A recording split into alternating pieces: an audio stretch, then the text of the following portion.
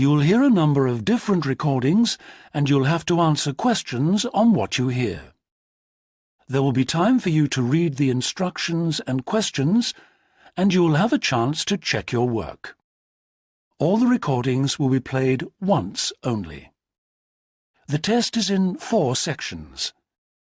At the end of the test, you'll be given 10 minutes to transfer your answers to an answer sheet. Now turn to Section 1. Section 1.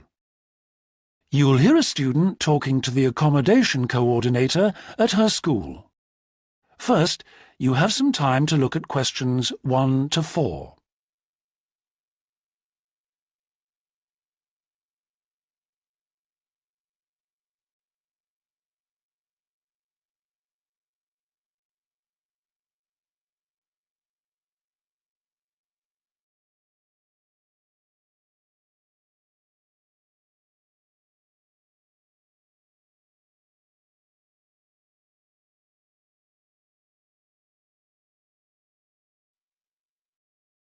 Now we shall begin.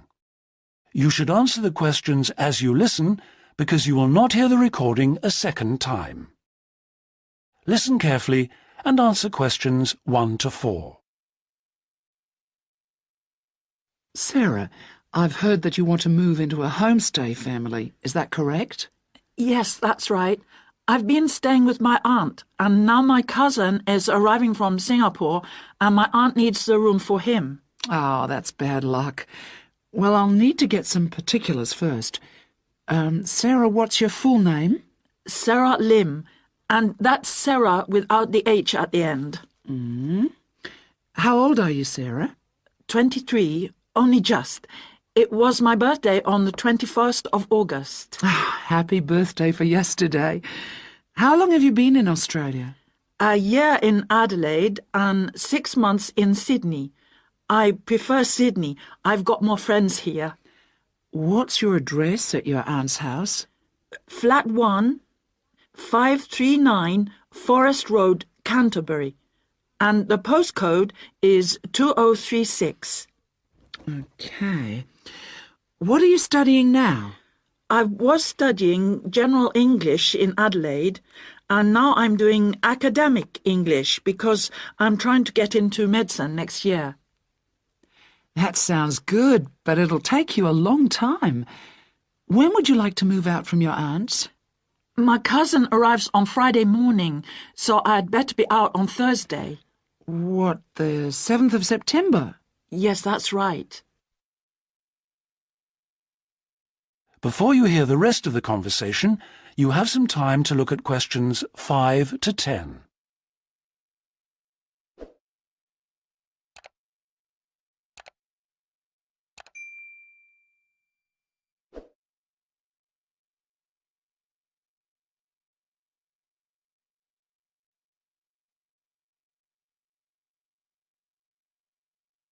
Now listen and answer questions 5 to 10. That doesn't leave us much time. Right, okay. I need to know what kind of accommodation you'd like so I can get you something suitable. Can I share a room with someone else? I've been alone in my room at my aunt's, and I've always shared with my sister, and I like that. Yes, fine. That'll save you money too. Would you like to live with a family, or do you think that a single person would be better for you? I have lots of very nice single people on my books. Do you have any women living alone, retired women? Yes, I have quite a few whose children have grown up and left home. In fact, I have some really lovely retired ladies living by themselves who just love the company of students. Most of them live in flats, but that's not a problem for you, is it? Not at all. I'm used to that. My aunt lives in a flat too, remember? I'm not used to a big house with a garden, swimming pool, pets and all that. Okay, fine. I know quite a bit about what you want now. I should let you know that your rent will be $160 per week. You'll have to pay me $320 as a deposit before you move in. The deposit is as insurance in case you break something. You'll need to pay monthly to me by cash or cheque, I don't mind. You don't need to pay for gas, electricity or water, but you will need to pay your proportion of the phone bill. Most families do that on an honour system, but you'll have to wait and see. Have you got any more questions for me? When will you know where I can go? I'll work on it now. So come and see me tomorrow, and I should have some news for you then. Thanks a lot. Goodbye. See you tomorrow. After lunch would be better for me. OK. See you then. Bye. That is the end of section 1. You now have half a minute to check your answers.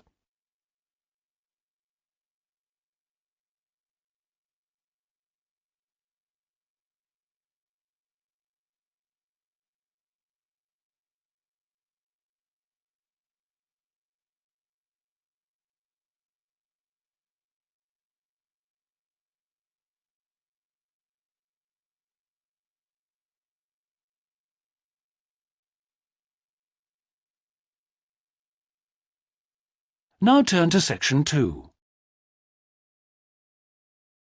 Section 2. You'll hear Jane Hemington talking about this year's summer festival. First, you have some time to look at questions 11 to 14.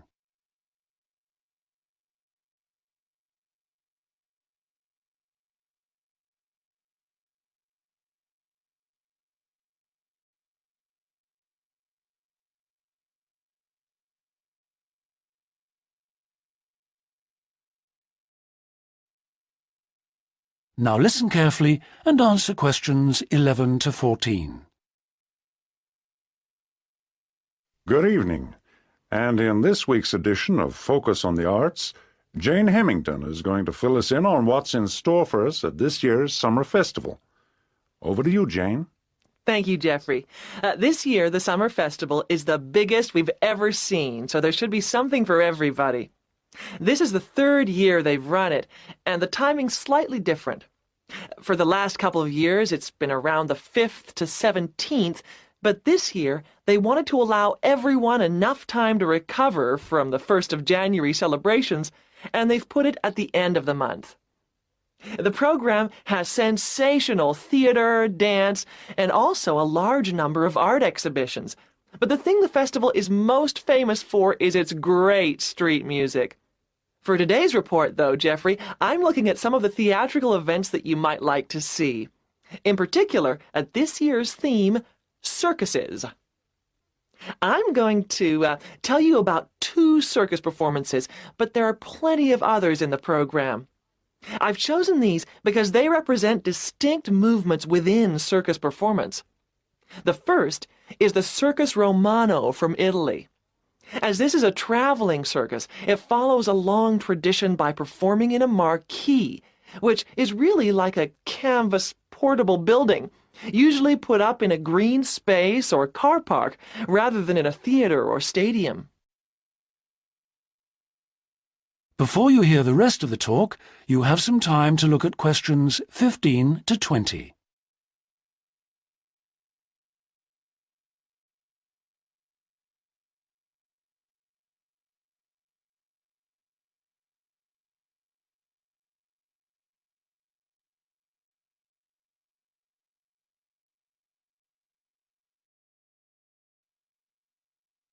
Now listen and answer questions 15 to 20.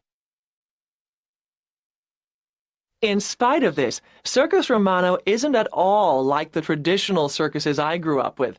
There are no animals, just very talented clowning and acrobatic routines. The show has a lot of very funny moments, especially at the beginning. But the best part is the music and lighting. They're magical. At $45, it's very expensive anyway. It's really for adult tastes. In fact, much of it would be wasted on children, so I suggest you leave them at home. The second circus performance is Circus Electrica at the Studio Theater. The purists are suggesting that this isn't a circus at all. It's a showcase for skills in dance and magic, rather than the usual ones you expect in a circus. With only 6 performers, it's a small production which suits the venue well. The studio only seats about 200 people.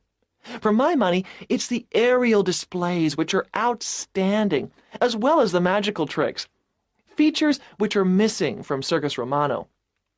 An interesting feature of the show is that the performers are so young. The youngest is only 14, but it's still well worth seeing. A good one for the whole family. And finally, as it's summer, you may wish to see some of the festival performances that are being presented outdoors, like the famous Mekong water puppet troupe performing in the city gardens this week. Now, water puppetry is amazing. It's large puppets on long sticks, controlled by puppeteers standing waist deep in the lake. The puppets do comedy routines, and there is some terrific formation dancing. This is a fantastic show, and the best moment comes at the end, seeing the puppeteers. When the troupe walks up out of the water, you get this amazing feeling. It's really hard to believe that what you've been watching is lifeless wood and cloth. As an adult, I had a great time, but I did note that other older people in the audience weren't quite as taken with it as I was. It's a must for young children, though, and that's the audience it's really aimed at. Well, that's all I've time for today, but I'll be back next week with more news of what's worth seeing and what it's best to miss. That is the end of Section 2. You now have half a minute to check your answers.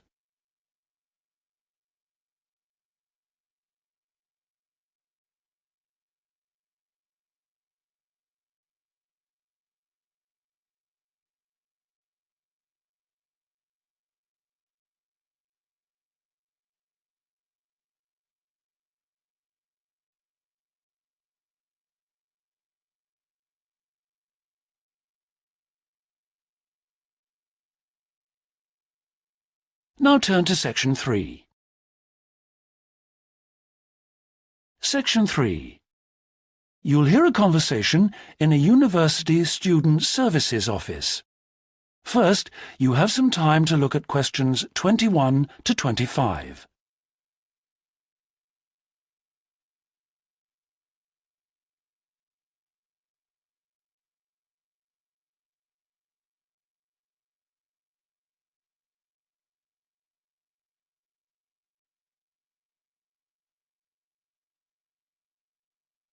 Now listen carefully and answer questions 21 to 25. Hello, I'm Dawn Matthews. Yes, hello. I've been referred to you because I'm inquiring about the refresher courses that you run. I'd like to find out a bit more about them. OK. Well, we run quite a few different short courses for students who are either returning to study or studying part-time. Tell me about your situation. Well, I think that I really need some help in preparing for the coming semester, especially to build up my confidence a bit and help me study effectively because, you see, I've been out in the workforce for nearly 12 years now, so it really is a long time since I was last a student. Yes, it can seem like a long time, can't it? Well, let me start by telling you what courses we have that might suit you. Are you an undergraduate or a postgraduate, arts or sciences? Undergraduate, and I'm in the business faculty. Right then. Well, first of all, there's our intensive Study for Success seminar on the 1st and 2nd of February. Mm-hmm. It's aimed at students like you who are uncertain about what to expect at college and looks at a fairly wide range of approaches to university learning to motivate you to begin your study and build on your own learning strategies. That sounds good. What are some of the strategies that are presented? Well, we try to cover all aspects of study. Some of the strategies in writing, for example, would be improving your planning for writing, organising your thinking, and building some techniques to help you write more clearly. With reading, there'll be sessions aimed at getting into the habit of analysing material as you read it, and tips to help you record and remember what you've read. It really is very important to begin reading confidently right from the beginning. There's also advice on how to get the most from your lectures and practice in giving confident presentations, as well as how to prepare for exams. What about the motivational side of things? Well, there's a range of motivational exercises that we do to help the students feel positive and enthusiastic about their study. The process of learning and exploring a subject can lead to a whole new way of looking at the world, and the study skills and techniques that you build up can be applied in all sorts of different ways. Before you hear the rest of the conversation, you have some time to look at questions 26 to 30.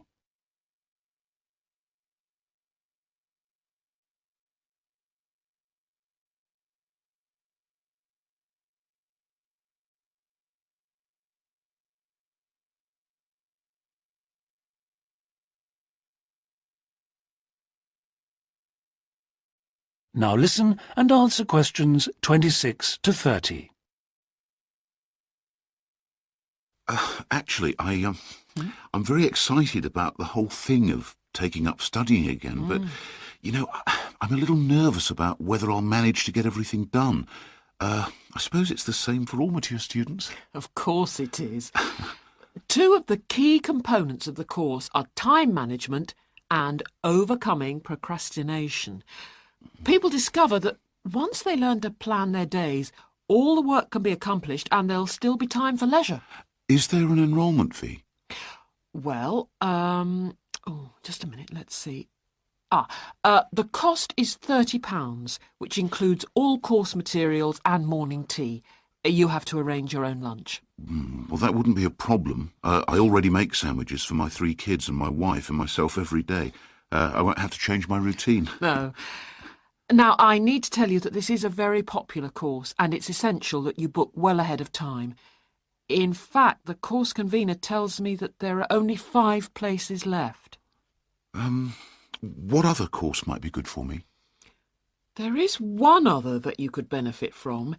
It's simply called Learning Skills for University Study, and is on 3 consecutive mornings, starting on a Monday from 9 to 12, and costs £25.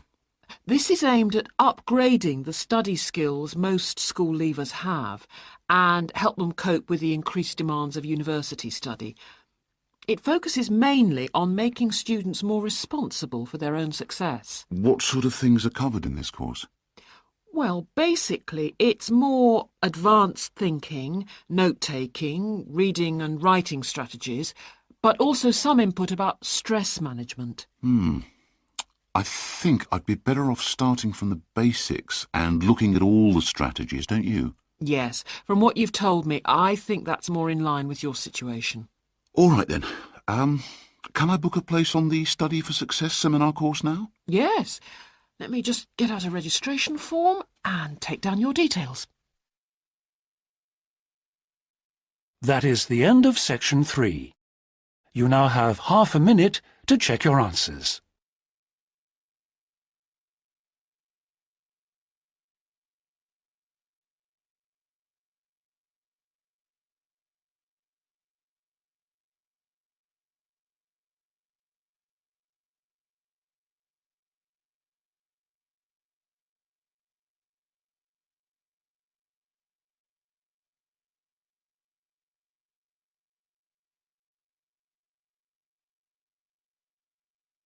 Now turn to section 4. Section 4. You'll hear a student union representative presenting the views of college students about the design of a new building. First, you have some time to look at questions 31 to 40.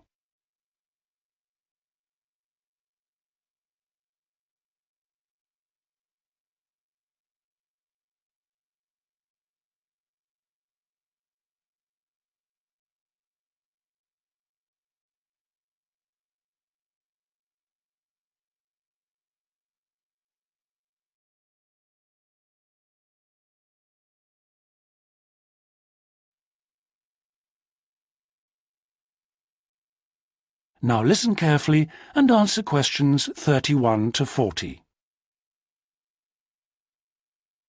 We're very grateful that the committee has agreed that a representative for the Students' Union can present students' suggestions about the design for the proposed new union building. We appreciate that some of our ideas may not be feasible in the circumstances, but we do feel that it is important that the ultimate beneficiaries of the facilities should have some say in its design. If I could start by briefly explaining what steps were taken to find out student opinion and how we have arrived at conclusions.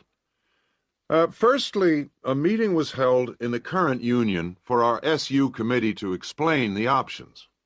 Then we invited all students to submit written suggestions for the design, placing cards in a suggestion box. These suggestions then provided the basis for the design of a questionnaire which was completed by approximately 2,000 of the college students over a period of 3 weeks. Finally, the SU committee collated the results and drew up a report. If I can just hand around a copy of that report. This presentation is essentially a summary and discussion of the key points of this report. So, in broad terms, the consensus was as follows. Firstly, regarding the crucial matter of the site, we presented the 3 options that you have proposed. 1, in the city center near the Faculty of Education, 2, on the outskirts of the city near the park, and 3, out of town near the halls of residence. We asked students to cite reasons for and against these sites, and there was remarkable agreement on all 3. Site 1 was unpopular because of traffic and parking problems. Site 2 had a number of supporters, mainly because it was close to most lecture rooms, and Site 3, out of town near the halls of residence, was clearly the most popular because of access from living quarters. It was clear that the union was mainly to be used after lectures. It was also felt that the larger site would allow more room for a choice of facilities.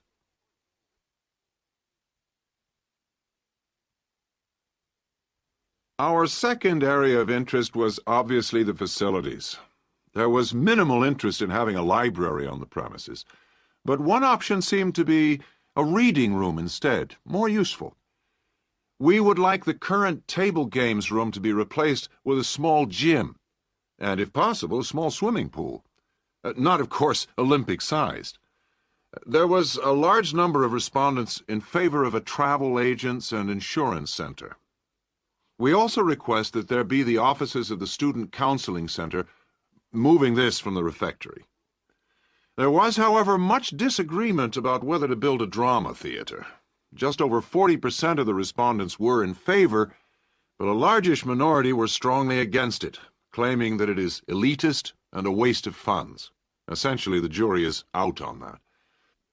Finally, given the number of unfortunate incidents in the current union over the past few months, a strong point was repeatedly made about security.